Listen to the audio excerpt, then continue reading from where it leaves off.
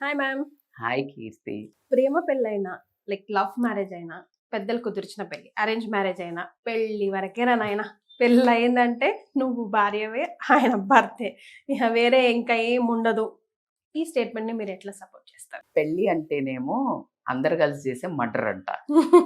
Okay, ప్రేమించి పెళ్లి చేసుకుంటేనేమో suicide అట. రెండు అంతమే.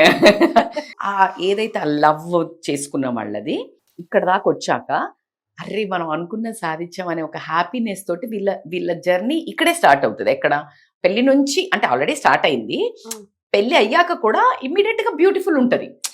అది గనక బ్యూటిఫుల్ గా నర్చర్ చేసుకుంటూ ఈ బంధాన్ని అట్లాగే మెయింటైన్ చేస్తూ వెళ్తే గనక బాధ్యతలు పెరుగుతాయి కదా. కానీ స్ట్యూపిడిటీగా నేను అప్పుడు ఎట్లుండే నువ్వు ఇప్పుడు ఎట్లుంటాము, ఎవ్వరు ఉండలేము. మన ఇద్దరం ప్రేమించుకుని పెళ్లి చేసుకొని కన్నా అద్భుతమైన పిల్లల్ని పెంచడానికి నా వంతు ప్రయత్నం, నీ వంతు ప్రయత్నం, మన ఇద్దరం కలిసి 100% చేద్దాం. చలో లెట్స్ గో.